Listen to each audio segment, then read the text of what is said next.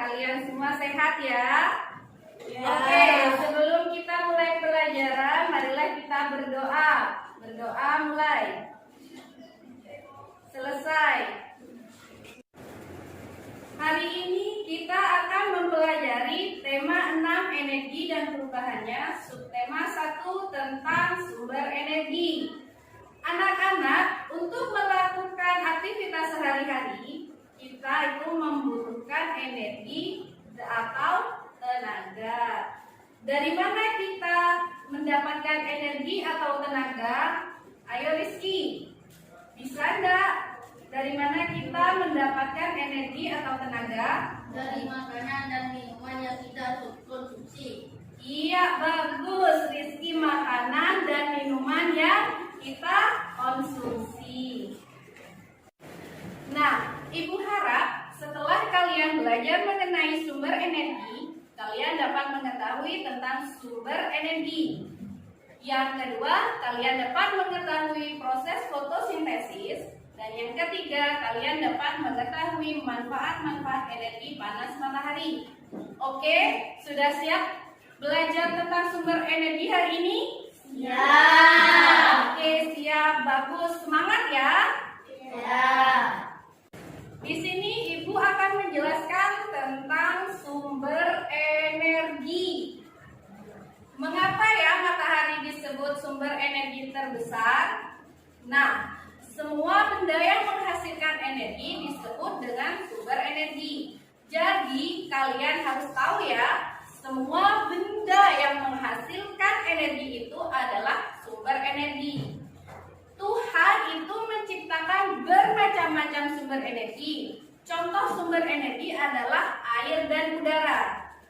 Tumbuhan dan hewan adalah sumber makanan. Makanan akan menghasilkan energi bagi tubuh kita. Jadi, tumbuhan dan hewan juga termasuk sumber energi. Sumber energi lainnya yang ada di bumi adalah matahari. Matahari ini menghasilkan energi apa, anak-anak? Cahaya dan panas. Energi cahaya dan panas matahari merupakan sumber kehidupan di bumi. Matahari adalah energi terbesar di bumi. Dia menghasilkan cahaya dan energi panas. Tanpa matahari, tumbuhan tidak dapat melakukan yang namanya fotosintesis. Dari proses fotosintesis ini dihasilkan makanan dan oksigen. Makanan dan oksigen ini sangatlah penting bagi keberlangsungan hidup manusia dan makhluk hidup lainnya. Tanpa adanya makanan dan oksigen, kita sebagai makhluk hidup akan mati. Bagaimana sih anak-anak proses fotosintesis itu? Ada yang tahu tidak? Oke, baik, akan Ibu jelaskan ya. Jadi proses fotosintesis itu pada tumbuhan akan terkena energi dari matahari. Nah, tumbuhan akan menyerap udara yang namanya karbon dioksida dan menyerap air. Selanjutnya, air akan dibawa ke daun. Di daun ini nanti akan terjadi proses fotosintesis dan proses pengolahan makanan oleh tumbuhan tersebut dengan bantuan energi matahari. Nah, proses membuat makanan ini pada tumbuhan akan menghasilkan udara, tapi udara bersih yang dihirup oleh makhluk hidup, yaitu oksigen. Selain itu, menghasilkan makanan untuk tumbuhan itu sendiri dan cadangan makanan. Dan cadangan makanan itu dapat disimpan di dalam buah, di dalam akar seperti singkong itu disimpan di dalam akar, wortel di dalam batang dan daun, sehingga manusia dan hewan bisa mengkonsumsi tumbuhan ini sebagai sumber makanan. Nah, itu adalah penjelasan dari proses fotosintesis ya anak-anak. Paham ya sampai di sini? Paham. Ya, bagus. Oke, selain membantu proses fotosintesis, sinar matahari juga merupakan sumber energi listrik. Ada yang bertanya-bertanya enggak, kenapa sinar matahari bisa menjadi energi listrik? Oke, Ibu akan jelaskan mengapa sinar matahari bisa menjadi energi listrik. Sinar matahari bisa menjadi energi listrik melalui pembangkit listrik tenaga surya dengan cara cahaya matahari diubah menjadi energi listrik. Seperti ini ya. Ini adalah contoh pembangkit listrik tenaga surya terbesar di Indonesia, terdapat di Kabupaten Karangasem di Pulau Bali. Nah, ini adalah namanya sel surya. Sel surya ini akan menangkap cahaya dan panas matahari, lalu kemudian akan diubah. Ini ada alatnya ya, ada alatnya tersendiri. Akan diubah menjadi energi listrik, dan energi listrik itu digunakan untuk kebutuhan listrik di rumah kita. Jadi PLTS ini sangat bermanfaat sekali untuk menghasilkan energi. Ya, sekarang Ibu akan memberikan pertanyaan pada kalian tentang sumber energi yang sudah Ibu jelaskan tadi.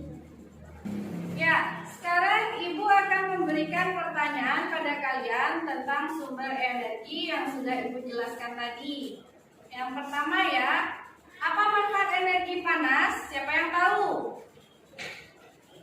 Ya, Tata. Tumbuhan melakukan fotosintesis. Bagus, tumbuhan dapat melakukan fotosintesis. Lagi. Ya, Rizky. Mengeringkan bahan makanan dan pakaian. Ya, mengeringkan bahan makanan dan pakaian. Lagi. Banita. Sumber energi listrik. Sumber sebagai sumber energi listrik. Ya, terima kasih. Selanjutnya, apa yang dihasilkan dari fotosintesis? Siapa yang bisa? Ya, Mbak Anjeli. Iya, bagus. Fotosintesis itu menghasilkan makanan dan oksigen. Sekarang Ibu mau bertanya pada Roy, kenapa sih matahari itu disebut sebagai sumber energi terbesar di bumi? Karena menghasilkan energi cahaya dan panas. Ya, bagus. Karena matahari menghasilkan energi cahaya dan panas yang sangat besar. Jadi kesimpulannya adalah matahari itu merupakan penghasil energi terbesar di bumi. Matahari adalah sumber energi yang paling penting di bumi. Cahaya dan panas matahari itu merupakan sumber kehidupan di bumi dan tidak mudah habis. Kalau tidak ada matahari, bumi kita akan dingin dan gelap otomatis. Kalau bumi kita dingin dan gelap, semua makhluk hidup yang ada di bumi akan mati. Jadi, kita harus bersyukur atas karunia Allah Subhanahu wa Ta'ala, karena dengan adanya energi matahari, kita bisa hidup normal seperti saat ini. Nah, sudah paham semua tentang sumber energi? Paham. Ya, bagus. Sekarang Ibu mau bertanya, apa yang kalian dapat dari pembelajaran hari ini? Ya, yang pertama, kita dapat mengetahui tentang sumber energi. Yang kedua, kita dapat mengetahui proses fotosintesis. Dan yang ketiga, kita dapat mengetahui manfaat energi panas matahari.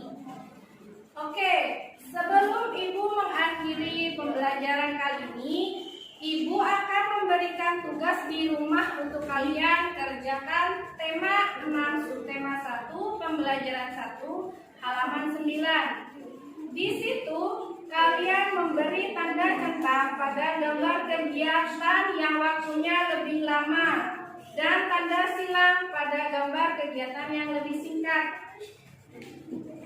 Kita akhiri pembelajaran hari ini. Sebelumnya Ibu mohon maaf apabila dalam penyampaian materi tadi kurang jelas, dan Ibu ucapkan terima kasih. Semoga kalian dapat memahami apa yang Ibu sampaikan tadi. Nah, untuk minggu depan kita akan mempelajari tentang perubahan energi. Kalian sambil lalu pelajari di rumah ya, agar lebih mudah kalian memahami tentang perubahan energi ini. Anak-anak, kita akhiri pembelajaran hari ini dengan membaca hamdalah. Alhamdulillahirabbil alamin. Terima kasih anak-anak. Sampai jumpa minggu depan. Wassalamualaikum warahmatullahi wabarakatuh. Waalaikumsalam warahmatullahi wabarakatuh.